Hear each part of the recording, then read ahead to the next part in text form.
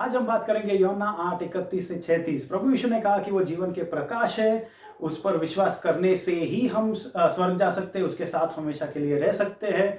तो उसके चेले कैसे बने? तो प्रभु यीशु ने ये कहा कि मेरे वचन में बने रहोगे तो तुम मेरे चेले ठहराओगे। उसका मतलब ये है कि उनके वचन में बने रहना है। एक दिन मैं मीटिंग में गया और बहुत अच्छा म्यूजिक बज रहा था और मेरे रोंगटे खड़े हो गए और अच्छा मूड में, अच्छा फीलिंग, भावनाएं मेरी बहुत अच्छी थी और मैंने एक प्रार्थना की कि प्रभु यीशु मेरे जीवन में आ जा। और फिर मैं वहाँ से निकला, मेरा मूड थोड़ा चेंज हो गया और मैं प्रभु को भूल गया और अपने ही मार्ग पर चले गया, मेरे हिसाब से जीवन जीने लगा। नहीं, इसको वचन में बने रहना नहीं कहते हैं। मूड में आके हमने कुछ शब्द बोले, उससे हम प्रभु यीशु को दिल में बुलाए, ऐसा नहीं है।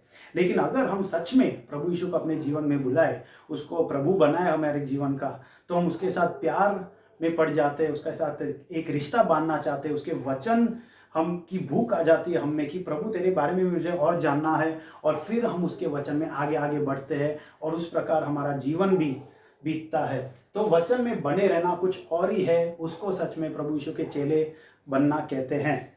तो प्रभु यीशु ने ये बोला कि सत्य को जानोगे। बहुत लोग सोचते हैं कि सत्य सिर्फ एक कानून है, कोई नियम है, 2 और 2 4 और कुछ माहिती होती है, इंफॉर्मेशन।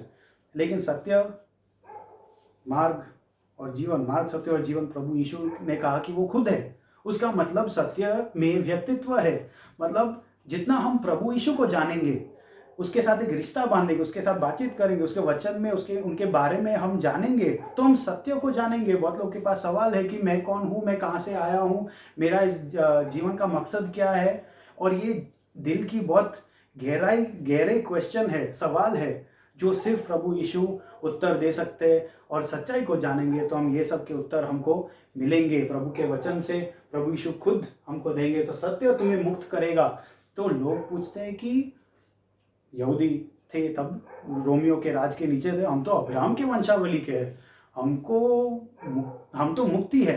वो लोग मन की मुक्ति की बात कर रहे हैं, क्योंकि वो रोमियो के राज के नीचे थे। तो बहुत लोग बोलते हैं ना कि मेरा शरीर ले सकते हो, मेरे धन दौलत ले सकते हो, लेकिन तुम मेरा मन नहीं ले सकते हो, मेरा मन मुक्त है।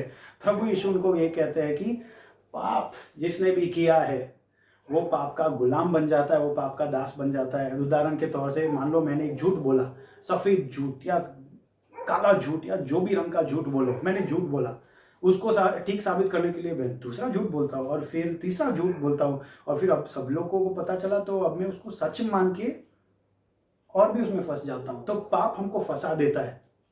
लेकिन गुलाम या दास शब्द क्यों यूज करने में आया? इसलिए क्योंकि दास या गुलाम एक तनख्वाह के लिए काम करते हैं।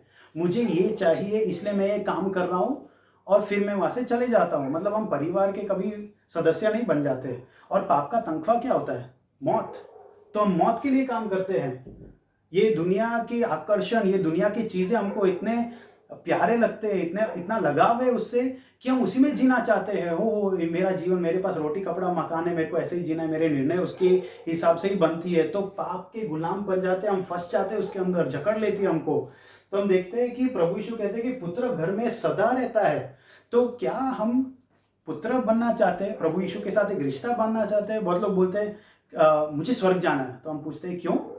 वो जगह बहुत अच्छी है, मेरा लाइफ सेट हो जाएगा, इसलिए जाना है हमको? लाइफ सेट हो जाएगा? हाँ, यहाँ पे मेरा रोटी कपड़ा मकान है, मरने के बाद मैं वहाँ जाऊँगा और मेरा सब सेट हो जाएगा। मतलब उनको पड़ी नहीं है प्रभु यीशु कौन है, उनके साथ रिश्ता बांधना है, परमेश्वर के साथ रहने मिलेगा हमेशा के लिए। नहीं, हमको नहीं पड़ी है। मैं मेरे लालसाएं, मेरे इरादे और मेरी इच्छाएं ठीक होनी चाहिए, मैं खुश होना चाहिए हमेशा के लिए, ये हम सोचते हैं। प्रभु यीशु की तो कुछ पड़ी नहीं है हमको।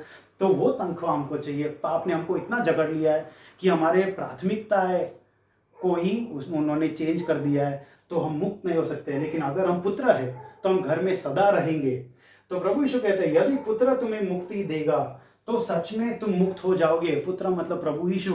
अगर प्रभु यीशु जो सच्चाई है, जो सत्य है, वो हमें मुक्ति देंगे तो हम सच में मुक्त। ऐसा सच में ये वर्ड की यूज क्यों किया है? सच में इसलिए बोला गया क्योंकि बहुत लोग कहते हैं मैं तो मुक्त हूँ, मैं तो कैसे भी जी सकता हूँ, मैं अपने निर्णय बना सकता हूँ। लेकिन आप अंधेरे में हो। अगर पाप में हो तो आप अंधेरे में हो। अंधेरे में मैं कहीं पे भी चल सकता हूँ, लेकिन मैं कुएं में गिर जाऊंगा, मैं तराई में गिर जाऊंगा, मैं कहीं पे भी गिर जाऊंगा और मौत की ओर जाऊंगा, क्योंकि पाप का तनख्वाह मौत है तो अंधेरे में हाँ मुक्त है, लेकिन मरने के लिए हम मुक्त है।